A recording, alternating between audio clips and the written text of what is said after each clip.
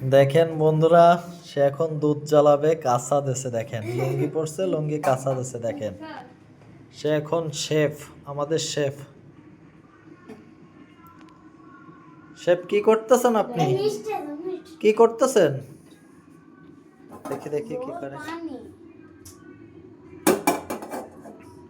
দেখেন এই যে দুধ জ্বেলে দিল শেফ।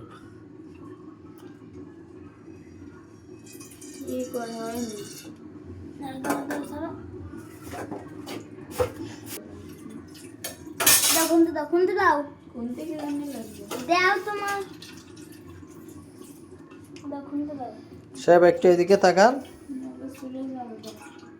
কি দিয়ে খাবেন দুধ? এখন কি দিয়ে খাবেন? রুটি দিয়ে খাবেন?